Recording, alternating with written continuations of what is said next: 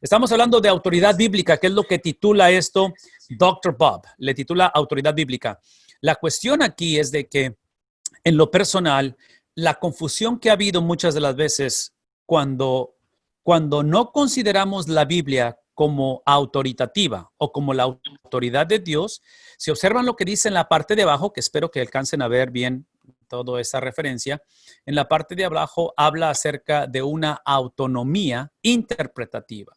Entonces, si no estamos viendo la autoridad de Dios en lo que dice, o que lo vemos como algo autoritativo, trágicamente se va a ver en cuestión de cómo se interpreta ello. Y hablamos de esa interpretación en la cual el hombre, el ser humano, el pastor, el líder, muchas de las veces vamos a la Biblia y hemos dicho anteriormente que todos somos intérpretes, todos interpretamos la Biblia. Entonces, eso implica entonces que todos sin excepción lo que estamos haciendo eventualmente es que la interpretamos con autonomía, en lugar de interpretarla bajo la autoridad con la cual Dios ha establecido. Mi trayectoria aquí en Estados Unidos inició hace 30 años y vengo de una ciudad que está básicamente al sur de Tamaulipas, donde crecí y hasta los 17 años vine a Estados Unidos, lo cual implica que nunca había estado en Estados Unidos, no conocía la cultura tejana o americana, de tal manera que a la edad de 17 años llego, paso 2 años aquí en la frontera y de ahí me transporto al noreste de Texas. Y Texas es un estado demasiado grande que tiene muchas culturas dentro de la cultura. Y en sí, Texas es algo único en todo el país de Estados Unidos. De tal manera que una de las cosas que cuando yo llegué a la edad de 19 años, básicamente, al noreste de Texas, descubrí un mundo nunca antes conocido. Y aquí en la frontera hay mucha influencia latina o hispana, entonces es muy similar. Pero allá donde estuve, una de las cosas que descubrí que nunca había visto es la tensión racial que existe en nuestra cultura. Y digo tensión racial entre hispanos, anglos, afroamericanos y de otras culturas. Eso nunca lo había experimentado porque yo vengo de un país donde había mucha homogeneidad en eso. Menciono toda esta trayectoria que estoy usando como referencia ahorita porque ahorita en nuestro país hay bastante tensión en lo que está sucediendo. Algunos de ustedes han seguido las noticias y han visto varias cosas de ello, pero el punto es de que estamos viendo una situación donde la situación es caótica y por lo que entendemos siempre ha existido, es obvio, por lo que entendemos es algo que es inevitable, por lo que entendemos es algo que solamente va a continuar creciendo por diferentes razones y es obvio que cada quien tiene su opinión, tiene su experiencia. Esta tarde quiero que piensen en términos de que para poder interpretar lo que está mostrando las noticias, la realidad de lo que existe en nuestro mundo, la realidad que existe en ver esta nación crecer en su diversidad, cómo navegar todo ese tipo de cosas.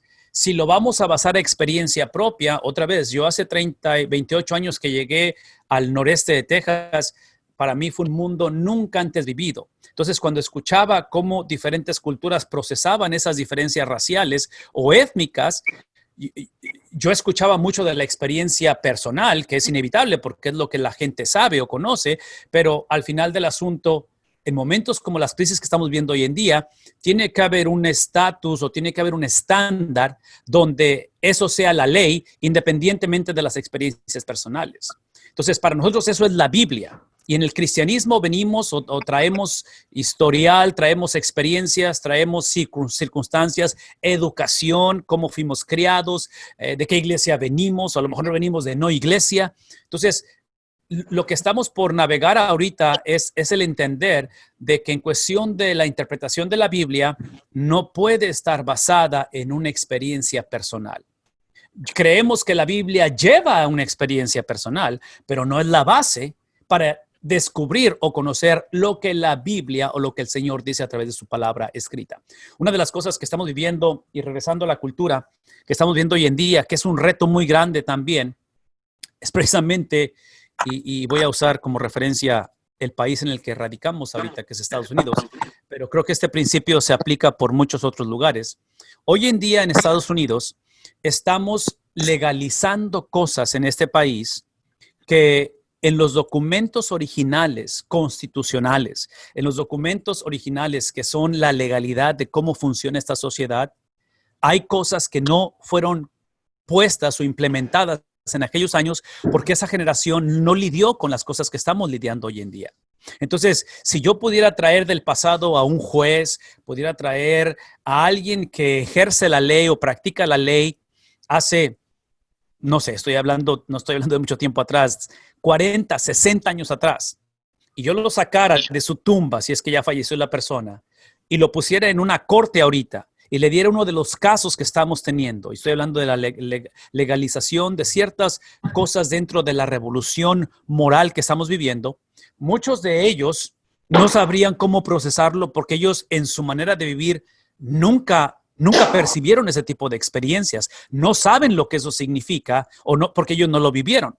El reto que estamos viendo hoy en día que está forzando a nuestra sociedad, otra vez, tocar estos temas, no solamente moralmente, pero legalmente, porque se están legalizando, es que si ustedes observan lo que las noticias dicen, el argumento que se está haciendo, se están tomando cosas escritas, otra vez en la Declaración de Independencia, en documentos legales que se establecieron cientos de años atrás, y se está creando una nueva interpretación de esos documentos para justificar lo que se está haciendo hoy en día. No sé si estoy haciendo el punto claro esta tarde antes de navegar o de entrar en los principios que enseña Dr. Bob Utley, pero se dan cuenta que eso es lo que hacemos como cristianos o es lo que Dr. Bob enseña que hacemos. Tomamos documentos legales instituidos, creados, establecidos, en este caso muchas generaciones atrás, que fueron creados no para ser contextualizados en su interpretación.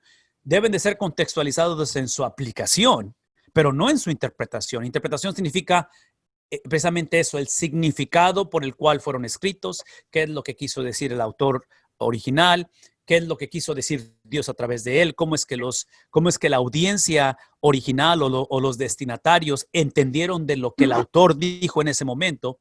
Y cuando esas cosas son negociables, tenemos una confusión por todos lados y es el problema que tenemos a nivel sociedad, tenemos a nivel iglesia y entonces es un caos por todos lados.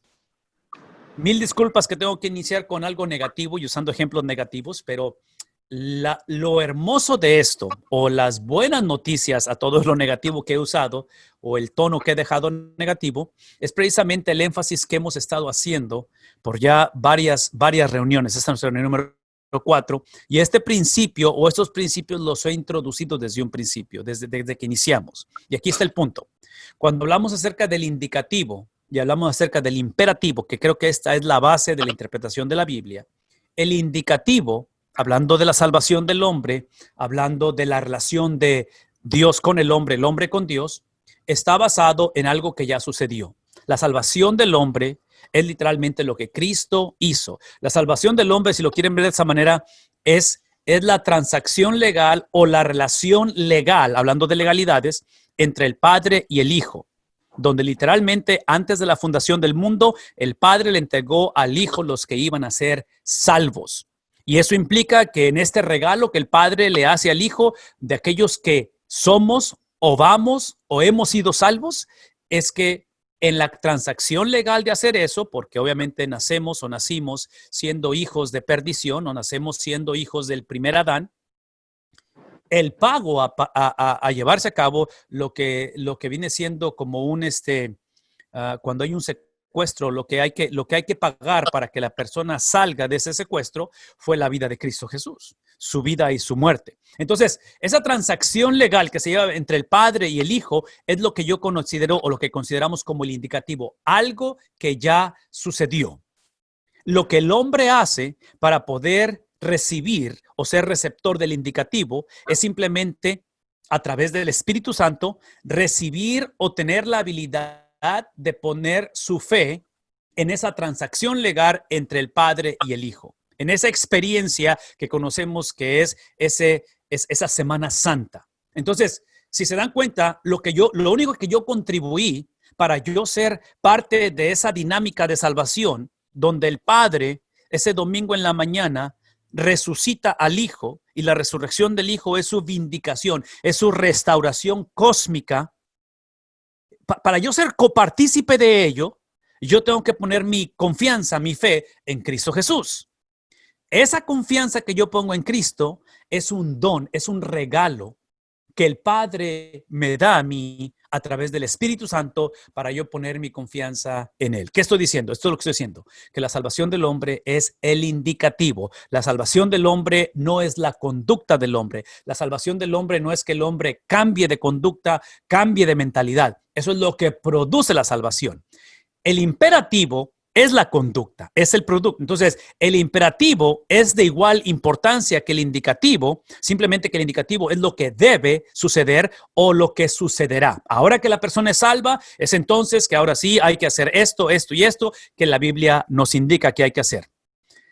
El problema que encontramos hoy en día en nuestra generación en la interpretación de la Biblia, pero específicamente para los que tenemos el privilegio de predicarla o de enseñarla, es que trágicamente nuestros sermones o nuestra enseñanza inicia en el imperativo.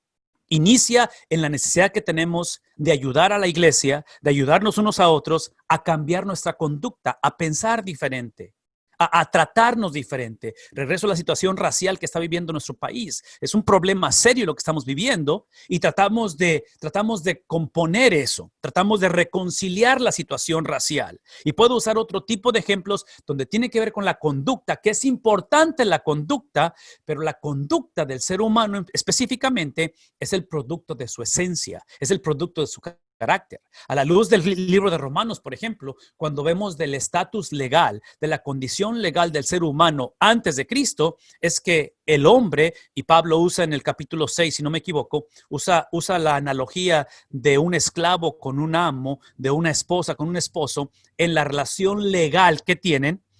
Habla acerca de que nuestra condición legal ante el pecado es que estamos casados al pecado.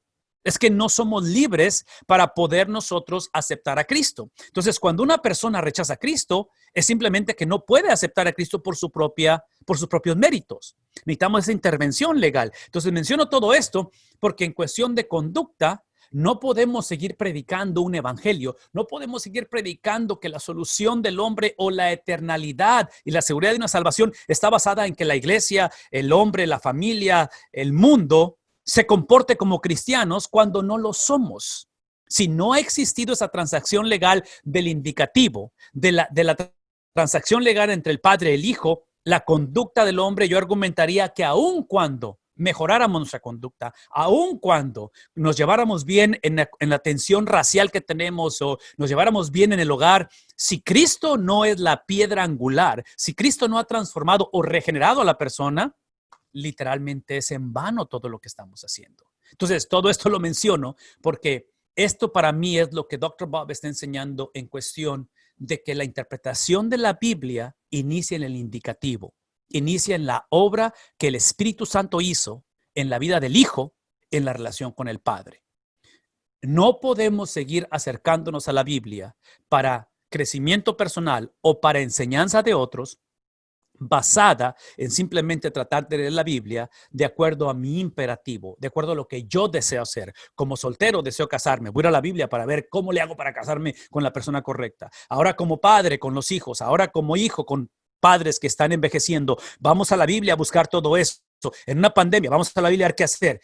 Todo eso es legítimo, la necesidad es real y estoy consciente de ello, pero voy a decirle una vez más, la autoridad de la Biblia no se encuentra en la necesidad que yo tengo en mi vida. La autoridad de la Biblia se encuentra en lo que la Biblia dice y basado en lo que dice, ahora sí hablo de mi necesidad, hablo de mi condición, hablo de mis temores, hablo de mis sueños, hablo de mis circunstancias. Pero todo eso se somete al indicativo, al carácter, a la persona, a la perspectiva, a la actitud, al sentir de un carpintero llamado Jesús. Todo eso lo menciono porque ahora sí, aquí es donde en sus notas habla él y dice que en cuestión de la autoridad bíblica es un principio básico de la interpretación. En otras palabras, si no empezamos con el indicativo y tratas de empezar con el imperativo, si no empezamos con Cristo y tratamos de empezar con nosotros mismos, ¿sí? Vamos a evitar algo tan simple como es el sentido común. El sentido común, el cual dicta simplemente lo obvio. Y lo obvio es simplemente una reconstrucción textual del texto, de lo escrito, basado en la intención original del autor. Una vez más, como mexicano, que no nací en este país, que vine de una edad ya como adulto, llego a mis 19 años al este de Texas, donde encuentro esta cultura completamente diferente a la mía, yo sería un necio si yo hubiera llegado ahí por primera vez con ningún trasfondo, apenas aprendiendo la cuestión del idioma y la transición cultural, y yo asumir que yo conozco todo eso. Yo asumir y decirle a esta gente cómo llevarse unos con otros o enseñarles cómo lidiar cuando la situación racial, por ejemplo, en Estados Unidos, es algo que es parte de su historia trágicamente. Es algo que es de antaño, y no nada más en Estados Unidos. Por todos lados lo vemos esto, ¿verdad? Entonces, ¿a dónde voy es esto? Muchas de las veces entramos a la Biblia ignorando el sentido común. El sentido común es de que, o sea, no puedo entrar a la Biblia simplemente buscando el imperativo cuando ni siquiera he considerado el indicativo. Es por eso que Dr. Bob dice que el problema de la autoridad es esta, para basar esta autoridad. O sea, la tendencia que tenemos de irnos al imperativo en lugar del indicativo es que hay demasiadas interpretaciones sobre la Biblia y muchas incluso, escuchen esto, muchas incluso aseguran hablar por Dios. ¿Qué estoy diciendo? Que muchas de las veces, otra vez, y voy a hablar de pastores, porque yo sé que esta tarde hay pastores, yo sé que muchos desean ser pastores, yo sé que muchos se preguntan por qué somos pastores, yo sé, es una diversidad de cosas, pero la mayoría de ustedes, si no es que todos, están debajo de pastores. Este enunciado, esta afirmación que está haciendo de las demasiadas interpretaciones que hay sobre la Biblia y mucho incluso aseguran hablar de Dios, lo que está tratando de decir es esto. Trágicamente, cuando iniciamos la predicación o la enseñanza con el imperativo, tratar de cambiar la conducta de alguien o la propia, sin considerar lo que Cristo hizo, y simplemente decimos, esto es lo que hay que hacer, y le agregamos un versículo de la Biblia, ese es el problema que hay. Agarramos un pasaje o agarramos una historia que me ayude a reafirmar lo que ya de antemano yo quería decir, y de ahí es que suceden todas estas interpretaciones. Entonces, la Biblia tiene que ser filtrada a través del indicativo, a través de la obra, a través de la persona, a través de la perspectiva, a través del corazón, a través de la mente, a través del sentir, a través del hablar de un carpintero llamado Jesús. Si mi predicación, que eventualmente influye en mi actitud, no va de acuerdo con el carácter de Cristo, definitivamente tenemos un problema serio, que es lo que existe hoy en día. ¿Cómo podría uno evaluar a aquellos que aseguran hablar a través de Dios? ¿Cómo le hago para aquellos que su enfoque está en el imperativo y le agregan a más un versículo para justificar lo que están por decir? Y él dice, aquí hay algunas formas para evaluar eso. La primera de ellas es que, basada en Deuteronomio 13, versículos 1 al 5, que no tenemos el tiempo para buscarlo, pero ustedes obviamente pueden buscarlo, es simplemente de personas que dan un mensaje o que dan en este caso, una interpretación en la cual se hace en el nombre de alguien más. En otras palabras, el punto aquí de la autoridad bíblica es que es importante que interpretemos la Biblia y es inevitable, todos la interpretamos. La pregunta es, ¿quién o qué es el objeto de la interpretación?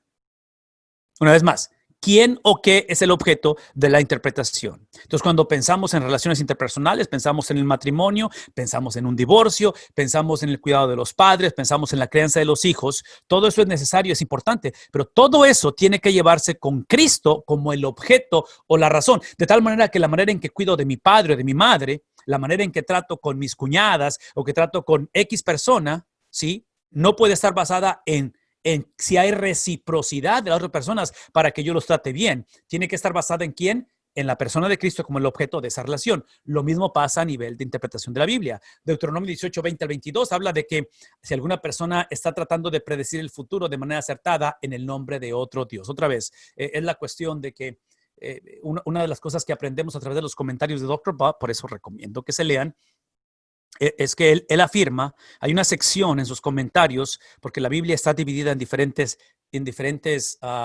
géneros, la palabra es género, y ahorita vamos a hablar un poco acerca de los géneros, pero cuando entramos al género de profecía, que hay profecía en el Antiguo Testamento y hay literatura profética en el Nuevo Testamento, pero en general la profecía, la profecía es una parte muy grande o una parte considerable de lo que es el Antiguo Testamento. Una característica, de acuerdo a lo que vemos en las estadísticas presentadas por su comentario, y otra vez, hay una sección introductoria que es recomendable leer antes de meternos en la profecía, es que dice Dr. Bob que solamente el 2%, escuchen esto, 2% de toda la profecía que hay en la Biblia tiene que ver con la predicción del futuro. ¿Qué es el punto aquí? El punto aquí es que en cuestión de la profecía, libros proféticos, Antiguo, Nuevo Testamento, el punto principal de la profecía o de los profetas no era el predecir o el decir, así es el futuro de ustedes. O déjame decirte como si fuera una bola de cristal para decirte cómo se va a ver la situación, cuándo se acaba la pandemia, o no, con quién te vas a casar. No, el punto del profeta era, arrepiéntanse, regeneren su condición, reformen su condición, su corazón, su relación. Y está hablando al pueblo de Dios, o sea, está hablando a los cristianos, al pueblo de Dios, para que puedan crear un mejor futuro. Si no se arrepienten, el futuro va a ser, obviamente, no muy bueno.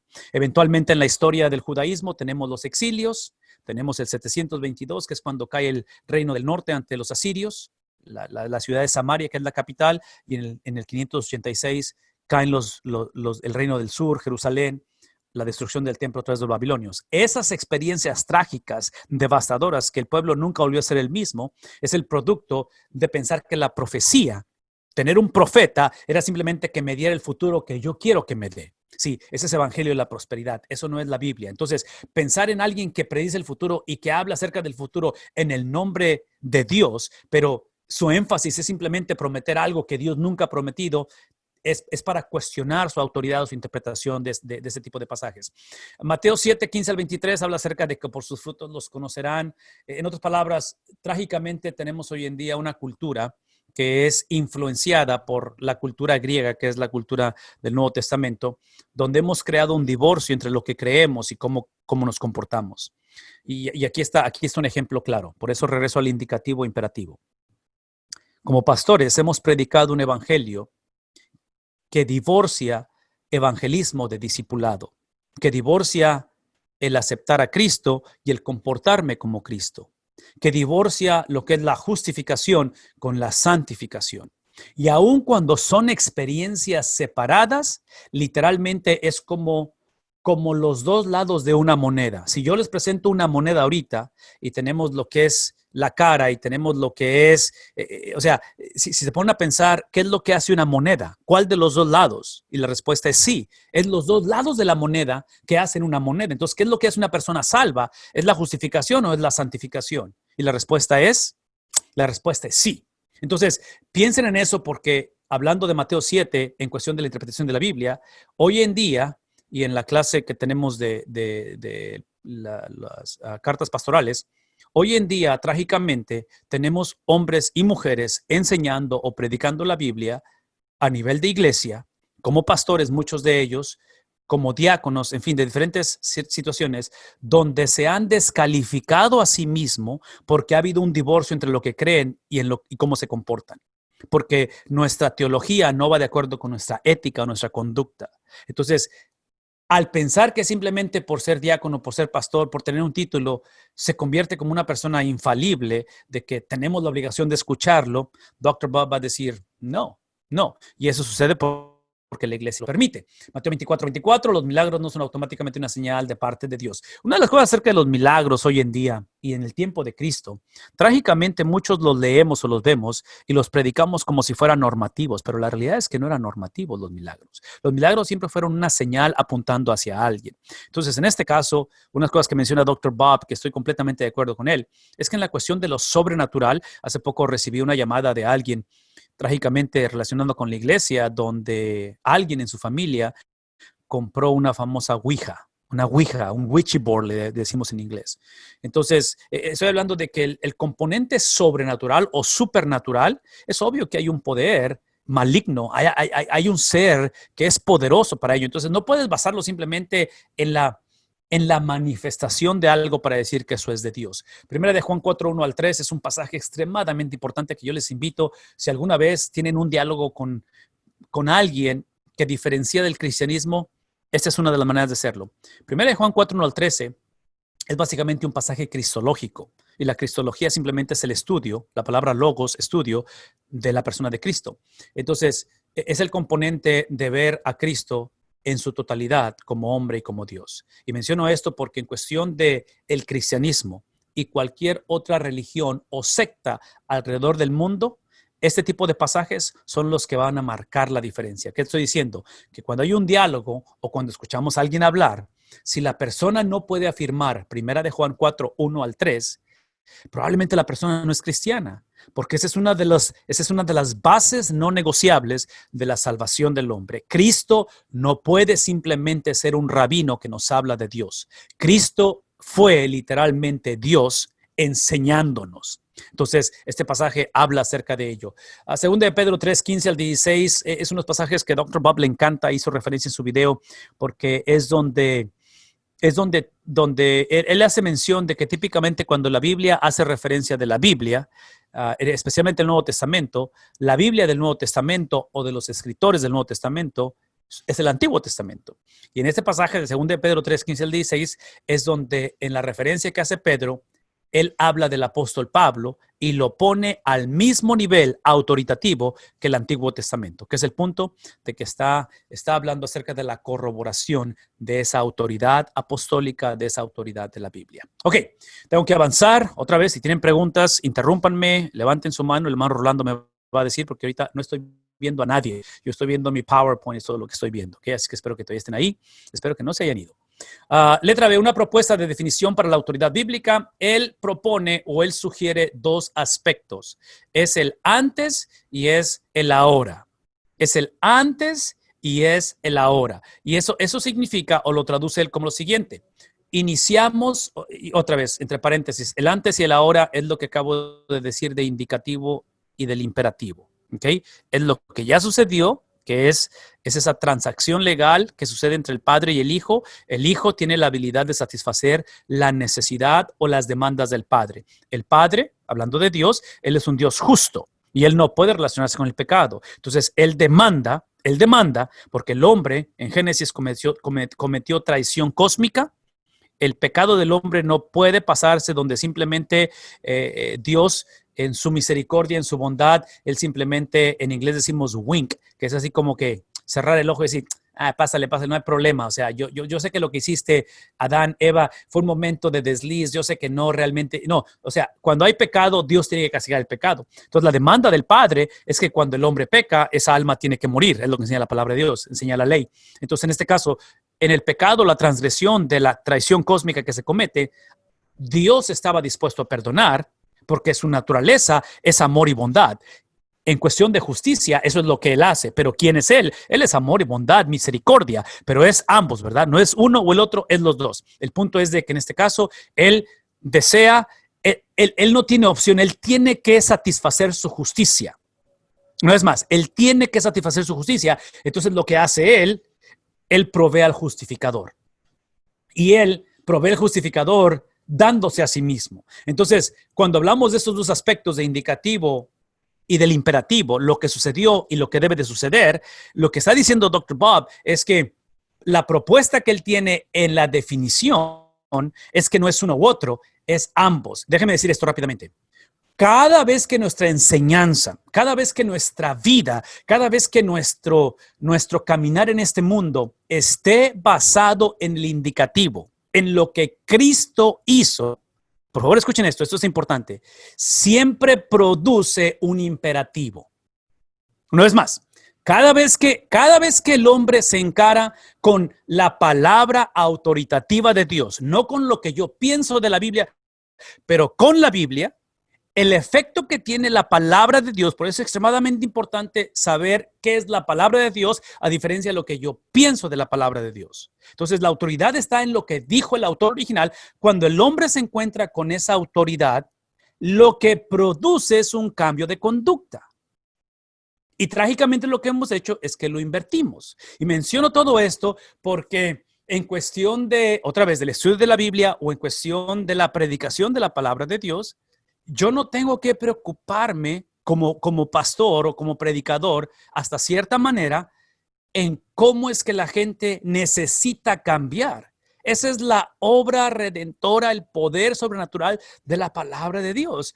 Parte de mi trabajo o la mayor parte de mi trabajo en mi responsabilidad es comunicar lo que la Biblia dice, no lo que yo pienso de la Biblia en la condición que está mi iglesia. Entonces, por eso él dice, es ambas. Es ambas. Y esa cosa que es ambas, es la cuestión donde él dice que el autor inspirado bíblico decía en su época lo que, o sea, es lo que sucedió. El indicativo no puede significar lo que nunca significó. No puedo yo alterar lo que el autor dijo o lo que él implicó en ese tiempo. La segunda cosa, que es el imperativo o la práctica, lo que debe suceder es simplemente aplicar esa verdad a nuestros días. Y aquí es donde necesito hablar a nosotros como comunicadores, pastores, de una manera personal. Importante que es el número uno, el indicativo, indagar qué es lo que el autor dijo, qué es lo que quiso decir, cómo es que sus destinatarios entendieron el mensaje. Importante que es el punto de partida. Ahora, eso me da la libertad a mí, cuando he descubierto eso, cuando sé lo que la Biblia dijo y quiso decir, me da a mí la libertad del número dos. Tengo la libertad de usar medios como estos, que es la tecnología, de usar y despertar la creatividad para comunicar ese mensaje que ya sé cuál es, de una manera, eso es importante, de una manera que sea percibido relevante. No, el mensaje ya es relevante, porque es la autoridad, es la voz, es el soplo de vida de Dios. Eso es lo que es la palabra de Dios. Estoy predicando literalmente la persona de Cristo, porque Él es la palabra de Dios hecha carne. Entonces ya es relevante, no necesita de mí para hacerla relevante. Mi papel que yo juego como comunicador es simplemente asegurarme que lo que ya es relevante sea percibido relevante. Percibido. Porque si yo tengo una película que es muy buena, que es relevante, tengo una película, pero si el formato de la película ahorita es un VHS, un videocassette, VHS, en mi casa esta tarde no hay manera que la podamos ver, porque yo no tengo videocaseteras en mi casa. Entonces, la película es relevante, el mensaje es el mensaje que necesita escuchar mi familia, simplemente no tengo manera de presentárselo porque como lo he empaquetado, no conecta con la realidad que vivimos hoy en día. Entonces, ahí es donde la predicación, observen esto, la predicación después de que he descubierto el indicativo, donde mi predicación, mi enseñanza, donde cuando ustedes se sientan a escuchar una predicación el domingo en la mañana, ustedes tienen la responsabilidad como miembros, como jóvenes, como niños, de escuchar al pastor y decir, ok, el sermón estuvo bien, nunca echó mentiras, el sermón tiene buenos principios, hizo referencia a la Biblia. Lo que quiero saber es dónde está la obra redentora, la autoridad basada en el carácter de Cristo. Entonces, esa es la parte donde hablamos de la aplicación y tenemos que hacer igual de trabajo en ello.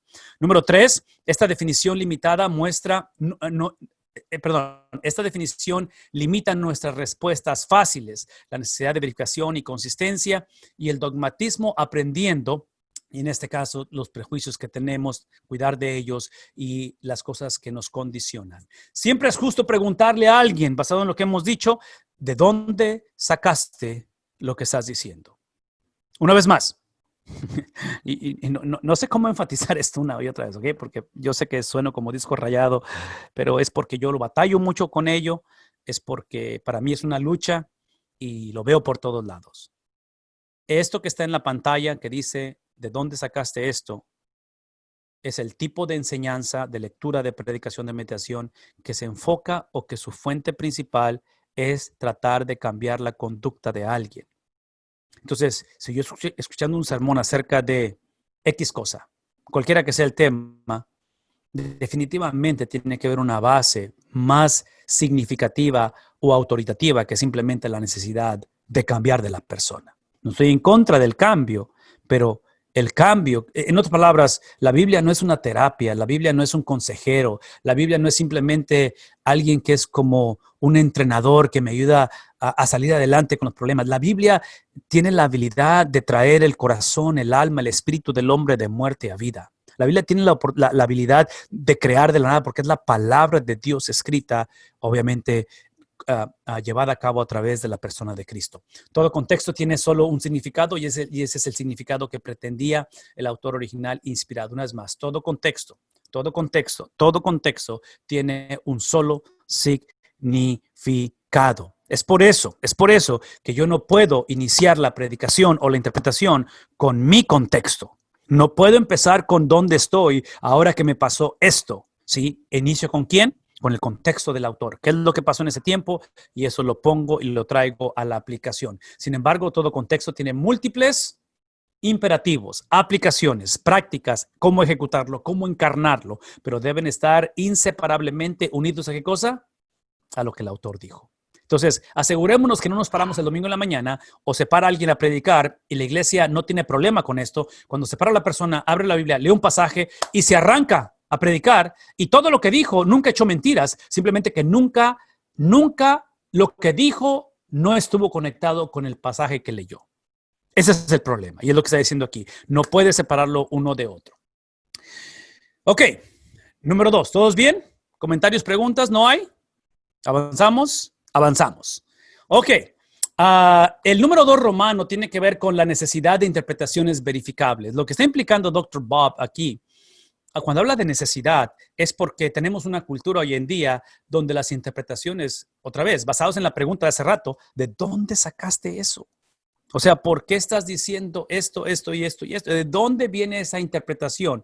Y la verificación no es un corazón sincero, no es una persona que ora mucho, no es una persona que tiene mucho tiempo como pastor o que que tiene mucho estudio. La verificación está en la palabra de Dios.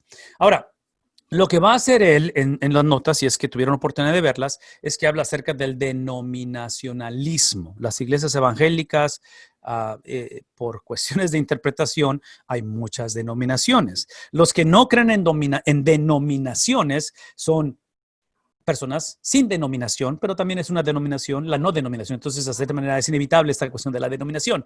La plaga de la reforma. Estamos hablando de la reforma. Martín Lutero, hace 500 años, de esa experiencia, era y es, una vez más, era y es la constante fragmentación de la cristiandad. ¿Qué estamos diciendo? ¿Qué está diciendo él? Hace 500 años, a raíz de la reforma, a través de lo que era la iglesia universal, que es lo que significa la palabra católico, es universal. En este tiempo, ustedes a lo mejor recuerdan la historia, pero hace 500 años, este líder dentro de la iglesia empezó a cuestionar la manera en que la iglesia interpretaba la Biblia. Porque llega un momento en el cual la iglesia se pone, si esta es la Biblia, la iglesia cometió el error de hacer esto, de ponerse por encima de la Biblia. Entonces ahora la autoridad estaba en lo que la iglesia decía de la Biblia en lugar de lo que la Biblia dice de la iglesia. Ese fue hasta cierta manera el problema que había ahí. Entonces Martín Lutero cuestiona eso bajo la convicción de que la autoridad suprema, la infalibilidad no está en la iglesia, está en la palabra de Dios. Entonces, a raíz de ello empiezan los cuestionamientos y todo ello, de tal manera que quiero mostrarles uno de los ejemplos de lo que estoy hablando, porque ese es un problema y voy a hablar de nosotros. Hablo de mí, de nosotros, porque los que venimos de un trasfondo bautista, y muchos de ustedes no vienen de ahí, pero van a conectar con lo que estoy diciendo porque se aplica por todos lados.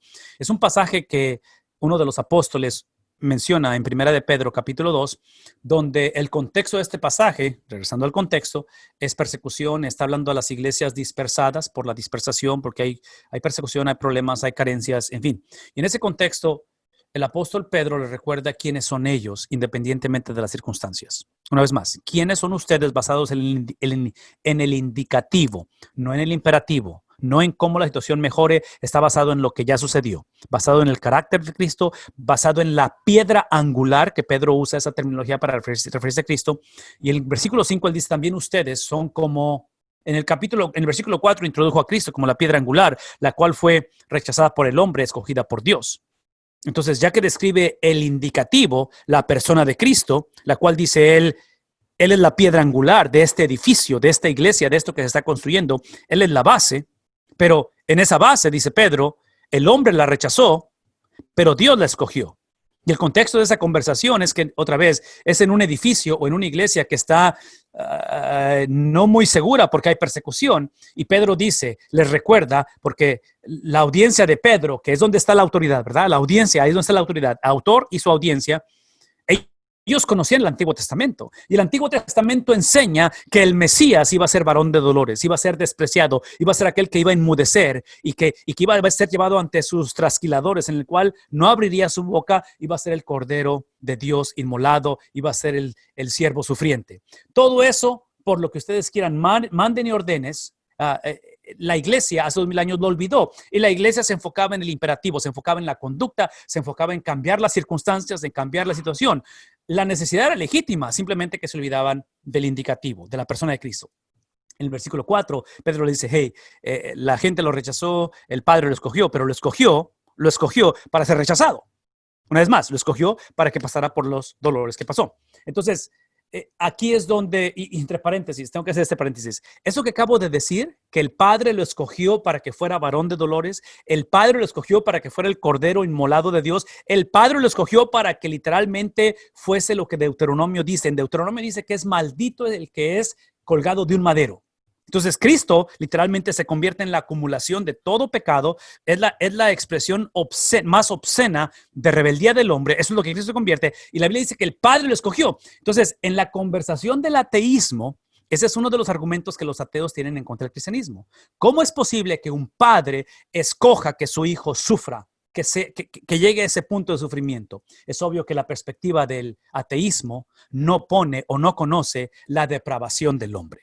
El ateísmo asume que todos son buenos y que si hay un Dios, Dios debe de ser bueno con todos. En fin, es otra conversación para otro día. Todo lo que trato de decir es esto. En el versículo 5, él simplemente basado en el indicativo, en lo que Cristo es, la piedra angular, ¿ustedes qué son? Piedras vivas. Ahora sí hablamos de lo que somos basado en lo que es Cristo, de tal manera que dice, con las cuales se está edificando una casa espiritual, y eventualmente dice esto. Aquí es a donde voy, porque aquí es donde entra Martín Lutero, la iglesia y la reforma y todo lo que tenemos hoy en día. De tal manera que dice, de este modo, basado en el indicativo que determina el imperativo, lo que Cristo hizo con la conducta de ustedes o la identidad de ustedes, es que ustedes, de este modo, ustedes llegan a ser, ¿qué cosa? Llegan a ser un sacerdocio santo. Hace 500 años, en el contexto de lo que estoy hablando, trágicamente la iglesia se movió de abrazar la autoridad de la Biblia. Y cuando te divorcias de la autoridad de la Biblia e inicias con el indicativo en lugar de Cristo y la palabra de Dios, te conviertes en una identidad, te conviertes en un ser, en una persona autónoma.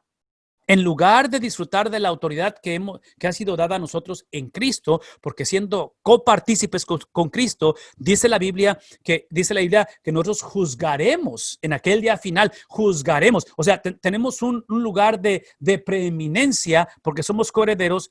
Lo dejamos eso por autonomía, que es lo que la iglesia hizo hace 500 años. Martín Lutero cuestiona esto, se arma la reforma, cuesta mucho sacrificio, cuesta un montón de cosas, de tal manera que la confusión basado en ese pasaje que estoy poniendo del sacerdocio de los creyentes es que la iglesia en su autonomía hace 500 años y hoy en día leemos esos pasajes pensando que está hablando del acceso directo que tenemos a la persona de Dios, la cual la tenemos. Pero Pedro no está haciendo referencia de eso, de que tenemos una libertad de accesar al Padre, donde no necesitamos un mediador, porque Cristo es nuestro mediador. El punto, Pedro, es que el ser un sacerdocio santo, de ser esa comunidad de sacerdotes, es para llevar a cabo la tarea que Israel como nación fracasó llevar, que es el evangelismo global. Entonces, ese es uno de los ejemplos en los cuales termina diciendo esto. Observen la autoridad apostólica de Pedro.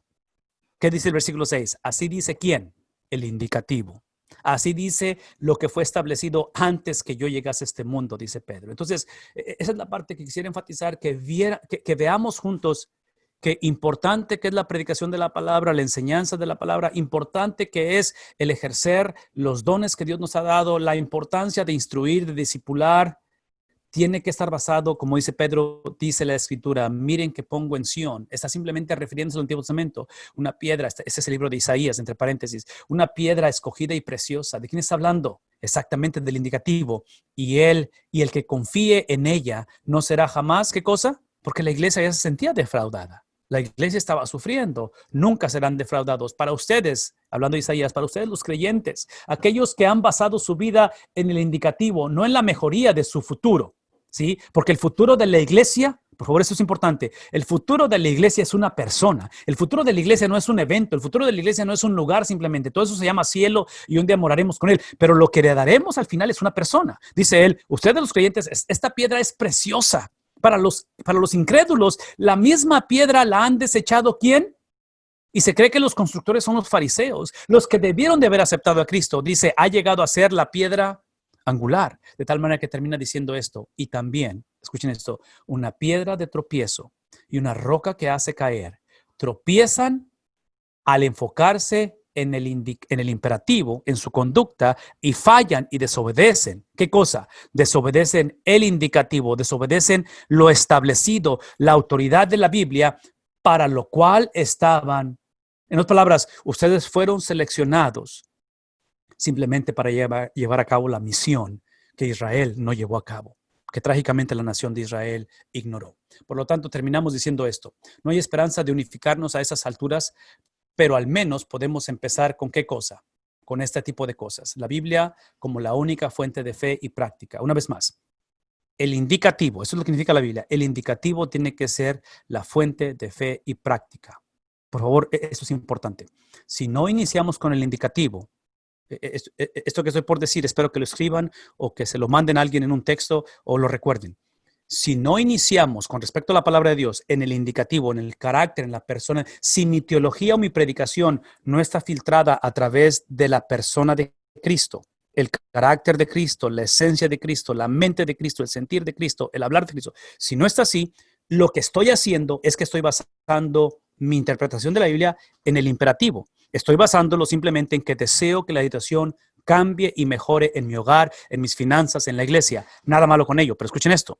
El problema con ello, con ignorar el indicativo y empezar con el imperativo, empezar con la conducta, con las circunstancias, es que creemos tener la libertad de definir qué es lo mejor para la iglesia, qué es lo mejor para la familia, qué es lo mejor para mí.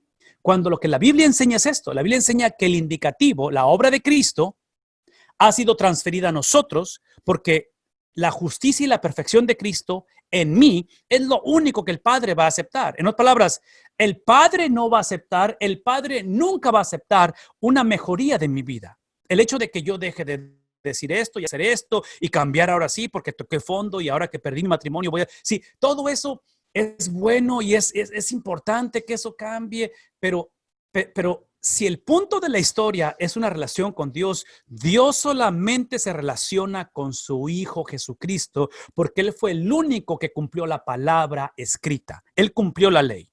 Entonces, el Padre dice, yo solamente me relaciono con aquel que cumplió con mis demandas, el cual el Padre lo resucita de entre los muertos hace 2000 años, y todo aquel que deposite su confianza en el Hijo es que tiene la promesa de que un día resucitará también. ¿Qué es lo que estoy diciendo? Estoy diciendo que hemos perdido, por favor escuchen esto, hemos perdido el privilegio, hemos perdido la libertad o el libertinaje de definir lo que es el imperativo, la conducta, la condición. El imperativo, en otras palabras, cómo debo de llevar a cabo un matrimonio, crianza de los hijos, todo, mi conducta, mis circunstancias, literalmente son los 33 años de Cristo sobre la faz de la tierra.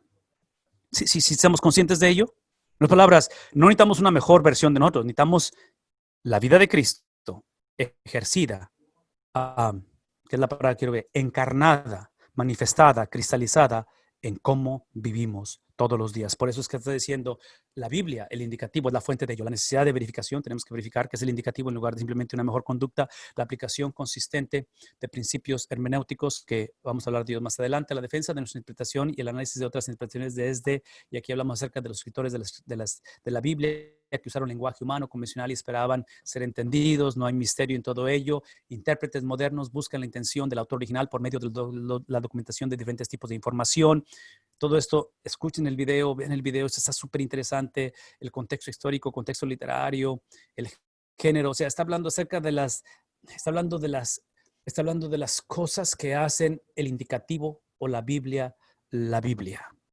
Hay cosas únicas que sucedieron, que fueron circunstanciales, contexto, experiencias que estos hombres, esas mujeres tuvieron. En mi mente puedo pensar en Isaías 7:14. La Virgen concebirá y dará a luz un hijo y llamará su nombre Emanuel, que significa ¿qué cosa? Dios con nosotros. Esa es profecía que eventualmente Mateo va a hablar en el nacimiento de Cristo. Escuchen esto, por favor. Para yo saber lo que Isaías está diciendo, porque Mateo está haciendo referencia a Isaías. Entonces, obvio que hay unidad en la palabra de Dios, ¿verdad? Hablando de género, hablando de contexto. Isaías está hablando Isaías está hablando al rey Acaz. Y está hablando en un momento en el cual Jerusalén está sitiada, está rodeada y está por ser invadida. Acá se está checando los acueductos, se puede decir, esos canales subterráneos donde fluye el agua, porque la manera de debilitar una nación o un pueblo era quitándole el agua, lo fundamental. Entonces, este rey que no quería doblegarse ante Dios, está tratando de prepararse para la invasión. Pero él no quiere realmente lidiar con Dios, no quiere lidiar con el indicativo, él simplemente quiere cambiar su condición. Se le aparece el profeta de Dios llamado Isaías y lo confronta y le dice, tu desobediencia como rey va a costar la vida de esta nación. Porque tu desobediencia, el hecho de que esta nación no quiere arrepentirse, no quiere regresar al Señor, y en ese contexto de mensaje de desolación que le está trayendo al rey, es donde él viene y habla acerca de una esperanza, que en medio de todo ello, la Virgen va a concebir. La Virgen va a dar a luz un hijo. Y ese que van a nacer va a ser Dios con nosotros. La pregunta es, ¿Isaías estaba pensando en Cristo en su venida 700 años después? Otra vez, la profecía tiene un mensaje dual o doble de lo que significó en ese momento y está apuntando hacia el futuro, obviamente. Todo lo que estoy diciendo aquí es de que tenemos que considerar qué está pasando antes, después. Por eso es que Dr. Bob enfatiza que para nosotros hacer afirmaciones doctrinales. Escuchen esto. Para yo hacer afirmaciones doctrinales, solamente se pueden hacer en párrafos, no en versículos. Porque si no, nos vamos a meter en problemas. Vamos a ignorar esto que está en la pantalla. Termina diciendo acerca del diseño textual. Otra vez da un montón de ejemplos entre el pasaje de Juan 3 acerca de estos fariseos, de estos líderes religiosos, con la comparación de la mujer samaritana. Simplemente está comparando la universalidad del evangelio. Juan, Dr. Bob hace una afirmación que es extremadamente importante, donde dice él que los evangelios no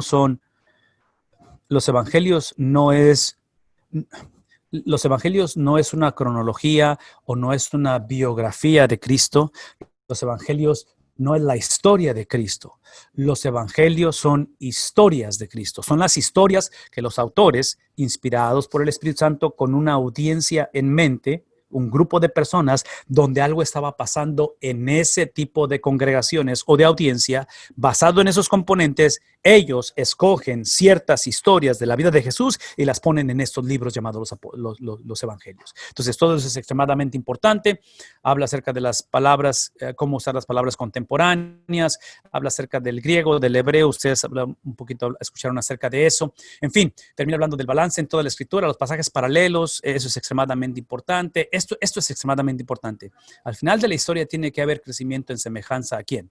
Sí, ese es el imperativo. Ese es cómo aplicamos la Biblia, y la aplicación es simplemente que desde este momento en adelante caminamos en similitud a Cristo. Cristo es la revelación perfecta de la deidad, de Dios mismo. Él es el ejemplo perfecto de la verdad. En otras palabras, lo que está diciendo aquí es que la autoridad no se encuentra en la experiencia del ser humano, se encuentra en la revelación de Dios. Y Cristo es esa revelación.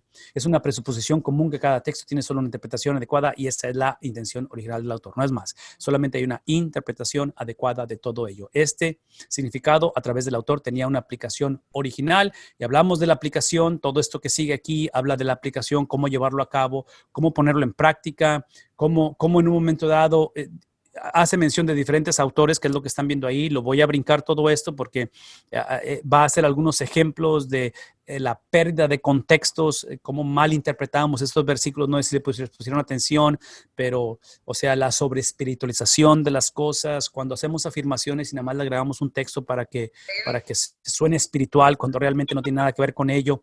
En fin, todo esto es parte de la conversación de aquí. Al final de todo esto, a donde quiero llevarle simplemente es qué podemos hacer. Esa es la conclusión. ¿Qué podemos hacer?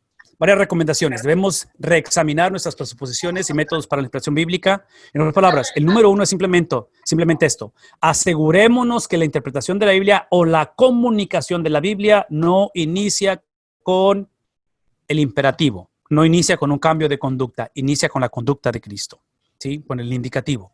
Debemos pasar tiempo en confesión, oración y estudio bíblico regular. ¿Qué está diciendo el número 2? Que no escudriñamos la Biblia nos escudriña ¿a quién?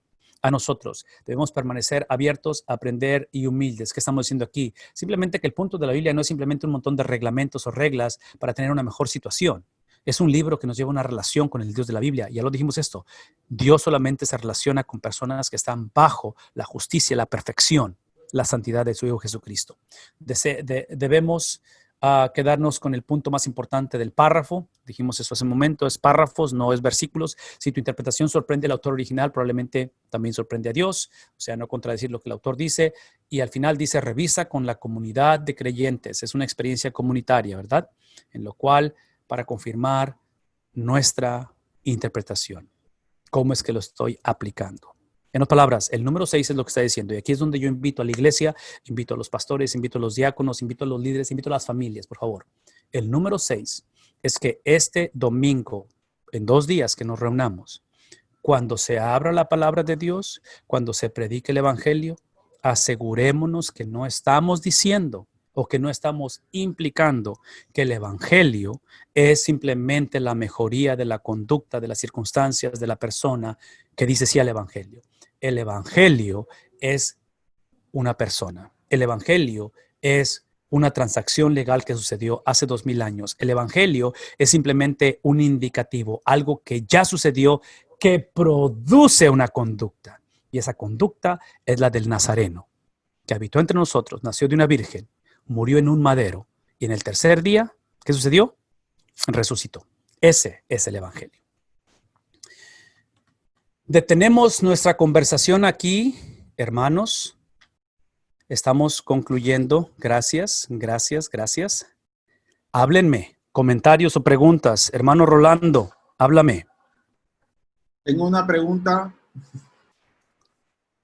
Hermano Edgardo, Sí, adelante. dime fuerte para escucharte. Escucha. Sí. Dice hoy, hermano, adelante. Sí, gracias. Bueno, esta pregunta la tengo desde hace muchos años, de que vi los videos del hermano Bob, mi esposa y yo por primera vez. Y es que precisamente este video, él usa entre sus ejemplos el pasaje del rey David llamando a Mefiboset.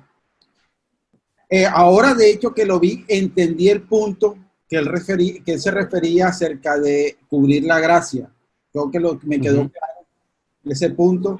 Creo que al principio no, parte de lo que me ocurrió es lo que él decía, que se me cerraba un poco a lo que ya me habían predicado antes, aunque no específicamente con ese tema. Seguramente son prédicas que son, no sé, a lo mejor es común allá. Nunca he escuchado como tal el enfoque de cubrir con la gracia, y usando la analogía de la mesa. Sin embargo, desde mi punto de vista, todavía veo que reduce bastante ese pasaje a un tema, por decirlo así, político. No sé si recuerdan que él dice que quería mantener las tribus unidas, quería mantener a los benjamitas unidos. Y sin embargo, ese pasaje se ha usado de alguna manera como tipología de Cristo, en el sentido de que Él es rey, y nos llama, nos restituye, etcétera. Incluso se me viene a la mente la canción de Nani Berríos. Y siempre tuve ese conflicto, y hasta ahora que, bueno, tengo la oportunidad de compartirlo con alguien que ha visto también los videos y con toda la gente que está aquí, es ese punto únicamente político como tal. No existe algún tipo de tipología o alegoría acerca del reinado de Jesús y la restitución o algo así. O sea, definitivamente mantenemos ese fragmento de la palabra como una interpretación política. Esa es mi pregunta, gracias. Sí, hermano, es una excelente pregunta. Es uno de los ejemplos que ahorita me brinqué por la cuestión del tiempo. Por eso les decía que fueran al video, y gracias que lo viste. Ok, eso es lo que te voy a decir. Te voy a decir varias cosas.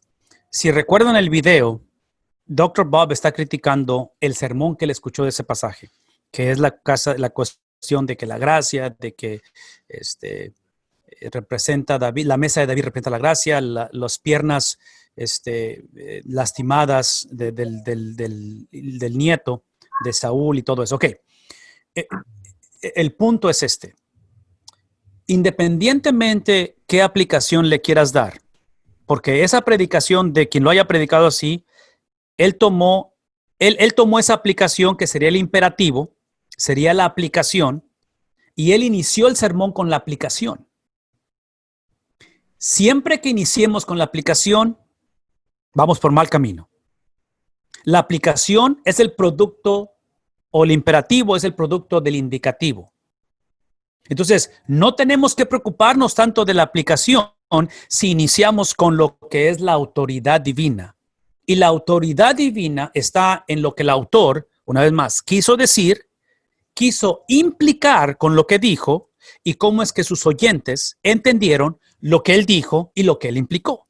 Entonces, cuando él hace referencia de la cuestión política, es simplemente que así es como el autor procesó, dijo, estableció, y así es como la audiencia del autor entendió lo que estaban diciendo.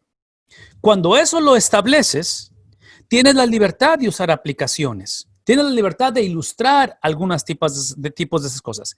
Específicamente en la tipología, que es, en este caso, sustituir a Cristo con el personaje, ¿verdad? Lo que estamos hablando. Regresamos a eso. No podemos iniciar con la tipología. No puedes decir que el punto del pasaje, lo que acabo de decir de Isaías 7:14, la Virgen concebirá y dará a luz un hijo. O sea, la pregunta es esto, quien está hablando es Isaías. La pregunta que yo tengo que hacerme en Isaías 7:14, yo tengo que leer Isaías 7:14 sin conectarlo con Mateo.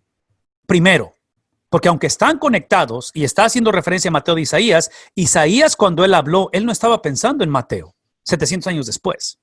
Entonces, la autoridad de Isaías se encuentra en lo que Isaías dijo y lo que Isaías implicó. Una característica de ese pasaje de Isaías 7:14, que lo leemos en Navidad, Emmanuel, Dios con nosotros, es que los hijos de esos profetas, e Isaías tenía 2 varones, juegan un papel importante porque Isaías trae a uno de sus hijos con él. Y los nombres de los hijos tienen una implicación importante en el mensaje que está tratando de dar, en este caso, a este rey llamado Acaz. Entonces, para yo decir Isaías 7:14 es Cristo en el futuro, es obvio que sí lo es, porque ya estoy viendo estos pasajes históricamente. Pero la autoridad no se encuentra en mi habilidad de leer la Biblia desde un espejo retrovisor, históricamente. Esa no es la autoridad. Esa es la gracia de Dios que me permite entender el pasaje inevitablemente porque estoy miles de años después leyendo estos documentos de antigüedad. Pero la autoridad de la Biblia está en lo que Isaías dijo, cómo él entendió la condición en que estaban ya por ser invadidos y estando hablándole a un rey el cual era desobediente. Ahí está la autoridad de la Biblia. De ahí yo puedo partir y hablar o aplicar o hablar de ciertas cosas, hablando de la rebeldía. Y mira, déjame hacer un ejemplo más y disculpa que estoy alargando la respuesta. Y aquí es donde el evangelio de la prosperidad está haciendo un daño tremendo en la iglesia. Aquí es un ejemplo de ello. Cuando leemos la historia de David y Goliat y empezamos a hablarla, a leerla y a predicarla basado en la aplicación o en el imperativo en lugar del indicativo, leemos la historia que es conocida, David y Goliat, y el sermón, leemos el pasaje y esta es la conclusión del sermón. Todo cristiano que pone su fe en Cristo, todo cristiano que tiene la valentía de David, que tiene la habilidad de David, la determinación de David, el coraje de David, o sea, ese fuego de David, no hay gigante que le pueda hacer frente a ese cristiano. En el nombre del Señor, oren conmigo. Bendiciones, que les vaya muy bien. Esos son sermones que escuchamos hoy en día. No tienen nada que ver con lo que el autor está diciendo.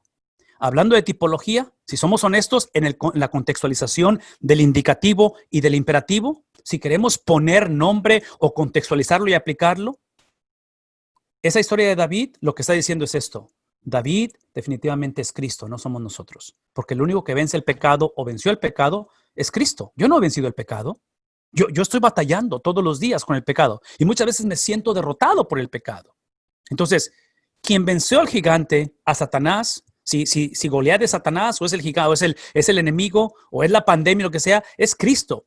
Tú y yo, la iglesia, el pueblo de Dios, somos los que estamos paniqueando detrás de Saúl, que no sabemos qué hacer con la vida, no sabemos qué hacer con el gigante. Esos somos nosotros.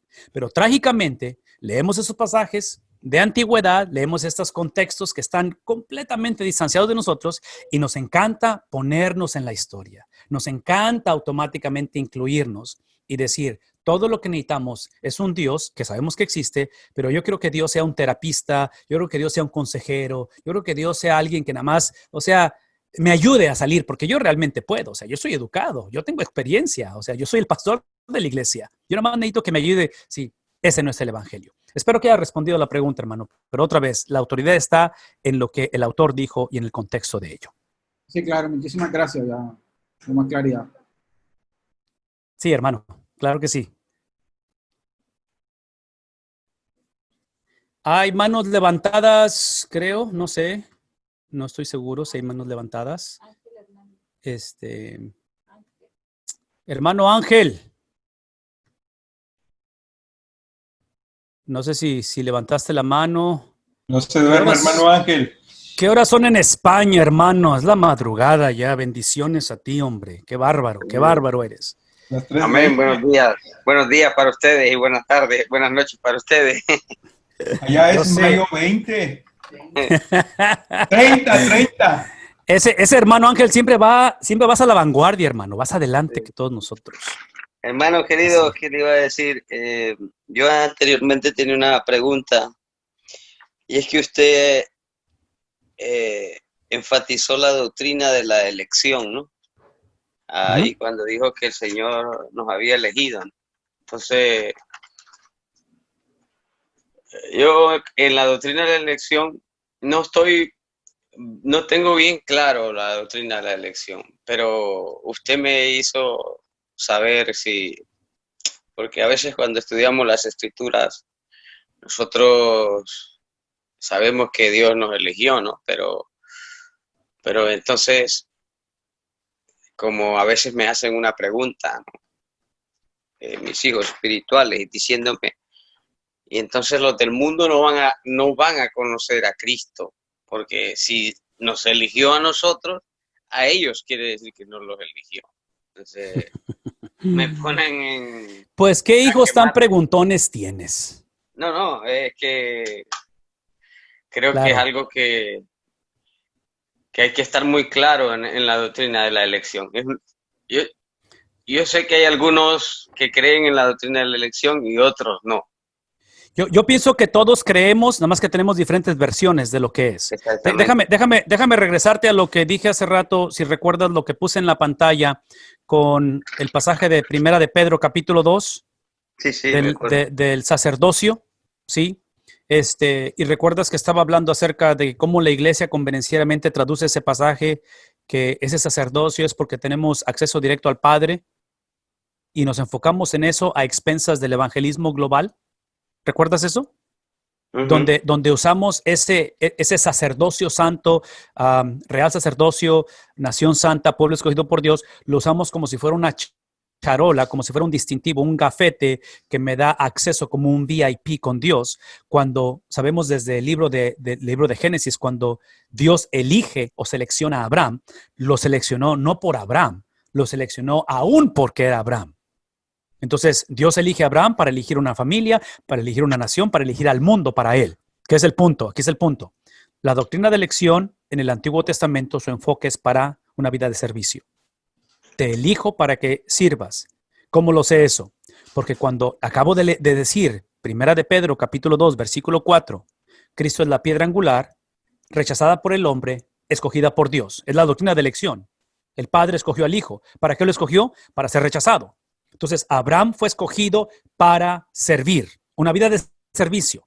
Es obvio que Abraham, su familia, la nación fracasó, la iglesia ha fracasado, porque en lugar de servir, hemos pensado que el cristianismo es ahora que necesito que la gente me sirva a mí, que Dios me sirva, que no me pase nada, que mis finanzas no sufran y todo eso. Entonces, en el Antiguo Testamento es para servicio. Eventualmente, Cristo, que es el punto de la historia en el Antiguo Testamento y en el Nuevo Testamento, Cristo es descrito como el siervo sufriente. Filipenses capítulo 2 habla acerca de que tengamos la actitud que tuvo Cristo, el cual, estando en condición como Dios, ¿qué hice? No escatimó como cosa que aferrarse, sino que empieza a despojarse para una vida de ¿qué? de servicio. Entonces, en cuestión de la elección, si somos salvos para servir. En el Nuevo Testamento, esta doctrina de elección es para similitud a Cristo. Es para crecer en similitud a Cristo.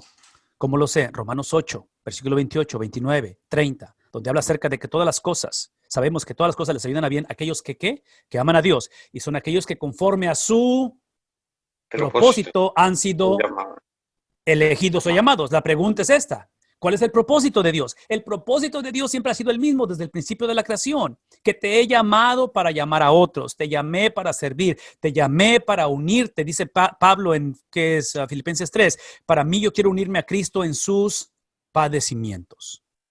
Entonces, el enfoque, inclusive el versículo lo acabo de leer ahí de Pedro, el enfoque esa cuestión de que esta cuestión de elección no es tanto porque unos sí, otros no. Es la elección en el sentido que tú te conviertes, yo me convierto en el vehículo, porque aún en cuestión de la elección no sabemos quién ha sido elegido.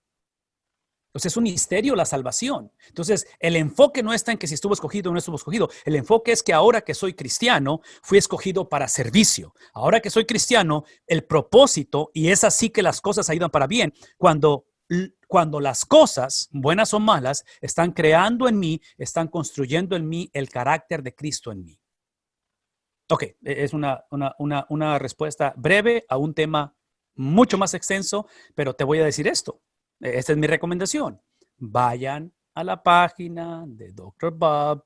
Hay un artículo que él tiene entre calvinismo y armenianismo y les va a ayudar un poco eso. ¿Alguien más? Preguntas para concluir. Necesitamos concluir.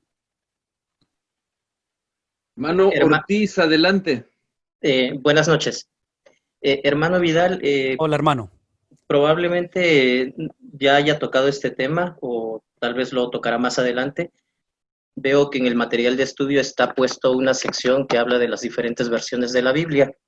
Uh-huh. Yo veo que usted que ha ocupado la NBI, uh-huh, y a mí me gustaría que usted pudiera darnos pues su opinión acerca del uso de la NBI, ya que hasta el día de hoy he escuchado comentarios adversos al uso de esta versión. Yo en lo personal la uso y recomiendo su uso por lo entendible y más acertado de que está nuestro idioma del cual nosotros hablamos, pero pues no sé cuál sea la postura de usted.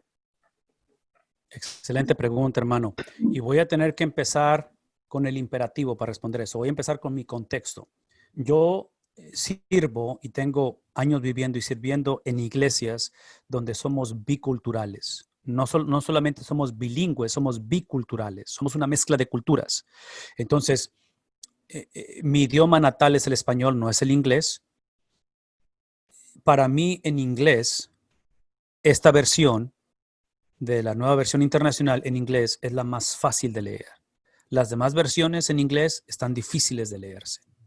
Entonces, suena un poquito convenenciero que yo use esa versión.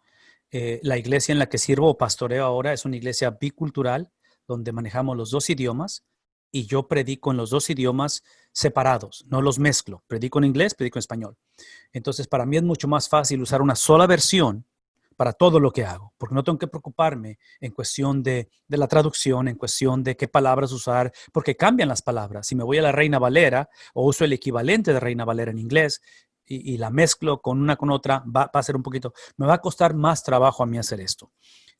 Esa es una. La otra es que típicamente mis sermones yo los memorizo, no uso notas. Mis notas son los versículos, y si observas los versículos cuando pongo en la pantalla, los subrayo las palabras claves con color amarillo, porque eso es lo que me recuerda el punto que el autor está tratando de hacer aquí y que yo debo de hacer a la iglesia. Entonces, regreso a lo mismo, como memorizo los sermones y memorizo esas palabras claves, para mí es extremadamente importante que sea la misma traducción. Esa es la respuesta práctica y hasta cierta manera contextualizada a mi situación. Yo considero mi entendimiento en cuestión de la nueva versión internacional que es una de las mejores opciones para Biblia de estudio. Tal vez mi preferencia sería predicar, para la predicación, tal vez de la Biblia de las Américas. Es la que probablemente usaría, pero regreso a lo mismo, por mi contexto de la mezcla de los idiomas, esta es la que me favorece más.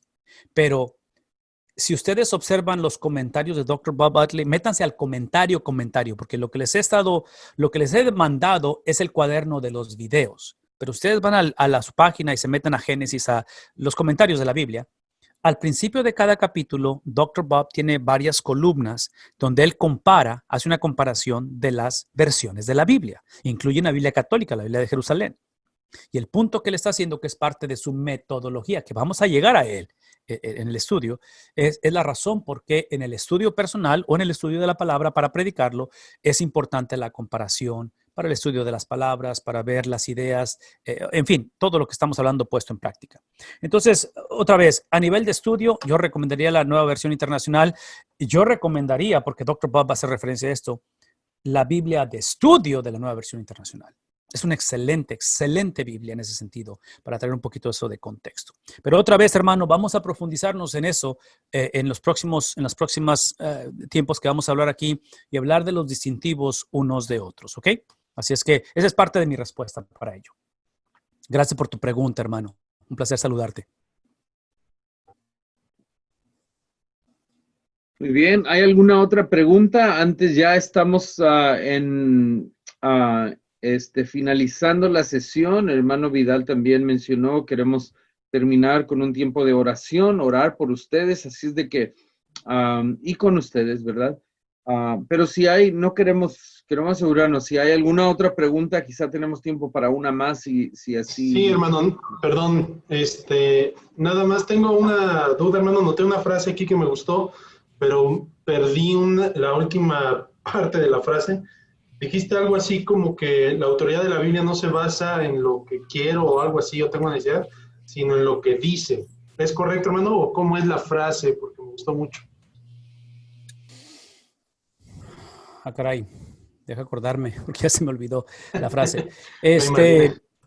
Sí, o sea, parte de lo que enseña Dr. Bob en el video es la cuestión de que la autoridad de la Biblia no está en la experiencia que yo tengo o en la necesidad que yo tengo.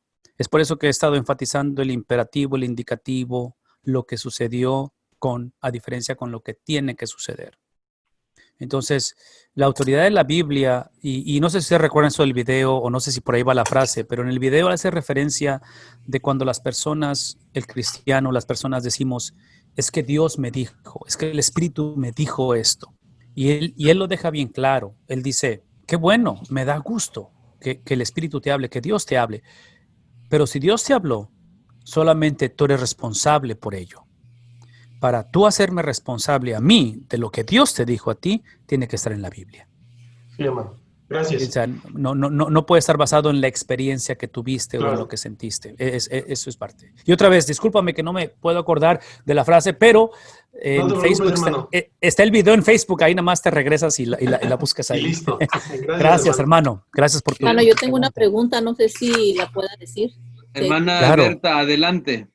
Adelante, Berta. Mi pregunta es en la página 21, que es autoridad bíblica, que viene siendo referente a los milagros, hermano. Ajá. Ya ve que muchas veces nosotros podemos convivir con personas no creyentes o nosotros mismos podemos siempre hablar que milagros, o aunque son personas que no son creyentes en diferentes religiones. Yo no dudo que Dios, yo no dudo que Dios hace milagros y Él permite cualquier milagro. Pero nuestras respuestas hacia esas personas, cuando a uno dice, no, es que Dios me concedió un milagro porque le pedí a San Judas, le pedí a la Virgen. Entonces nosotros, ¿cómo tenemos que asegurar, pienso yo, realmente que Dios permite? Porque yo digo que Dios es la autoridad y Dios permite, aunque un milagro o esa persona no sea creyente, Dios está sobre todas esas cosas. ¿Cómo podríamos nosotros también hacer énfasis hacia esas personas? Excelente pregunta. Excelente pregunta. Y yo pienso que tu pregunta ilustra el punto que hemos estado haciendo casi toda la noche, que es importante que son los milagros y existen los milagros. Uno de los temas que Dr. Bob va a tratar en este video, y les invito a que regresen y vean esa sección, que yo la vi muy así sin detenerme, es precisamente que es 1 Corintios 13, el famoso capítulo del amor. donde muchos usan ese capítulo para hablar de ¿qué es la palabra en español? Cuando cesan las cosas, cuando desaparecen, el cesar de los dones espirituales. Y hay controversia porque hay grupos evangélicos que van a decir que hay ciertos dones que ya cesaron. Milagros, lenguas, prodigios, sanidades. Hay gente que no cree que eso existe hoy en día, que cesaron, que se acabaron con la era de los apóstoles, basado en ese pasaje. Y luego hay otro grupo de personas que van a decir, todos los dones que menciona la Biblia, dones espirituales, incluyendo lenguas, milagros, prodigios, sanidades, siguen existiendo. Entonces, Dr. Bob toma ese pasaje, que es el típico que se usa, y regresamos al punto. O sea, típicamente, inclusive él hace la referencia, nada más para ilustrar el problema, que en las bodas, en las quinceañeras, usamos 1 Corintios 13, que es el capítulo del amor, y nunca leemos el 12 y el 14, pero ese 13 está hecho sándwich entre dos capítulos que la iglesia se está peleando. Entonces el contexto es un pleito. Eso es lo que está pasando. O sea, nunca lo deberíamos usar para una boda porque pues, es como si estuviéramos promoviendo un pleito. En fin, el punto aquí es este. Y otra vez hablando de que si existen hoy en día o no. Yo regresaría al tema de los milagros basado en lo que la Biblia dice de ese tema, no en la experiencia que tuvo la persona. Independientemente de quién le concedió el milagro, cómo sucedió el milagro, en qué circunstancias sucedieron los milagros, bajo qué situación sucedieron los milagros. ¿Ok? Dios es soberano, Dios puede hacer lo que Él quiere hacer, como Él lo quiere hacer, usar lo que Él quiere hacer. Eso no lo ha demostrado a través de la historia. El punto aquí es qué dice la Biblia de los milagros simplemente, independientemente de la experiencia. Entonces ahí es donde yo te invitaría que cuando se presente una situación de estas, es una oportunidad excelente para llevar a la persona de algo tan tangible, que en este caso puede ser la celebración de cómo la persona oró, o la persona hizo, o la persona, lo que haya sido, y recibió el milagro, o puede ser lo opuesto. Puede ser la persona que oró dentro de un contexto evangélico, bíblico, y el milagro no se llevó a cabo y la persona trágicamente algo sucedió, falleció, lo que haya sido. Entonces, es obvio que en una conversación como esa hay vulnerabilidad del individuo de celebración o de luto y es una oportunidad excelente para llevarlo tal vez al dador de los milagros, al Dios, el cual Él se place en bendecir. En fin, podemos llevar esta conversación a un evangelismo claro, donde usas esa experiencia sobrenatural o tal vez la falta de la experiencia sobrenatural, porque a lo mejor no se concedió el milagro, y llevar y partir de lo que la Biblia dice de los milagros. Ese sería mi punto. No empezar con la experiencia, empezar con lo que la Biblia dice. Gracias, Muy hermano. bien. Gracias, hermana, por Para esa servirte, pregunta. hermana Berta. Gracias, hermano. Parece que allá el hermano Ángel tiene la mano levantada, hermano. O se quedó pegada. No, no. Yo solo quería recordar que el doctor, ¿no? Él dice que, sí, el doctor Babali, dice que, él decía que los milagros, Dios los utiliza en lugares donde no se ha presentado el evangelio todavía, en lugares remotos. Exacto. Y yo me recuerdo muchas veces que yo hace 18 años estoy aquí en España, ¿no? Pero yo me vine aquí hace ya 18 años y antes de eso yo iba a las montañas, a mi país, a anunciar el evangelio. Y allí Dios produjo muchos milagros en la vida de muchas personas. Entonces, pensándolo de esa manera, como dice el doctor Babali, es verdad, porque sí, yo después he visto pocos milagros. Aquí en este país la gente no tiene fe y es como usted decía, Pastor Vidal, que usted decía de que, es que aquí lo anoté, hay una pregunta de los que no creen pues en Dios, o sea, usted se refirió a algo de ello acerca de las personas que niegan la existencia de Dios. Y Cuando hablé del ateísmo. del Sí, cuando hablé del ateísmo. ateísmo, sí. En la cuestión de, usen el argumento de la experiencia expiatoria de Cristo, de en esa relación de padre e hijo, que el padre está crucificando al hijo, básicamente. Entonces, ¿en qué cabeza cabe que un padre va a matar a su propio hijo? Pero otra vez, me refería de que es obvio que si la perspectiva de la persona es simplemente el mejoramiento de la condición, en lugar de hablar de la depravación del hombre que requiere una expiación, todo el Antiguo Testamento ha sido un sistema sacrificial y toda experiencia sacrificial del Antiguo Testamento, del sistema, cómo sacrificaban animales, ninguno de esas experiencias expiatorias del Antiguo Testamento, ninguno trajo la satisfacción que el Padre demandaba, sino simplemente estaba apuntando hacia el sacrificio perfecto de Cristo. Entonces yo podría usar hasta cierta manera esa ilustración, si acaso quedara, con los milagros. Tenemos que asegurarnos que cuando suceden los milagros, porque esa es parte de la definición, Berta, para decirte la perspectiva bíblica de los milagros son señales que están apuntando hacia alguien o hacia algo. Y ese algo es el Dios de prodigios, es el Dios de milagros. Y menciono esto porque cuando hay un cierto tipo de sensacionalismo, se le llama, un cierto tipo de donde exaltamos el don de milagros o el don de prodigios, trágicamente, en lugar de que el milagro, como el sistema sacrificial en el Antiguo Testamento, debieron de haber sido vehículos hacia el objeto del milagro, terminamos venerando el milagro o terminamos siendo codependientes de un milagro o de la falta de ese milagro. Y ahí es donde nos metemos en problemas, porque hemos dicho anteriormente, Dios no es ningún sirviente cósmico, que Él está aquí nada más para ver qué necesitamos. O sea, Dios es soberano, Dios actúa como Él desea actuar, cuando Él desea actuar y como Él desea actuar. Porque una vez más, acuérdense, la Biblia, sobre todo el Nuevo Testamento, está escrito en un contexto donde Dios, o sea, la iglesia va a sufrir. Y cuando el pasaje de Romanos 8:28, que sabemos que a los que aman a Dios todas las cosas les ayudan a bien, ese concepto de que les ayuda a bien, está hablando en un contexto donde muchos van a morir por el evangelio. Entonces, ¿qué tiene de bondad que la gente muera injustamente por el evangelio? Y parte de ello es que la perspectiva de Dios es que estamos en medio de dos eras. Y la bondad que viene detrás del sufrimiento, detrás de la falta de milagros, cuando Dios no responde o responde con silencio a la petición que tenemos de la liberación de alguien o de que no haya persecución, es que mucha de la bondad va a ser experimentada cuando el reino de Dios sea consumado aquí en la tierra, en el regreso de Cristo. Entonces, esa cuestión de que todo ayuda para bien no está implicando que ese bien va a ser experimentado siempre en esta tierra, en el reino temporal de Satanás.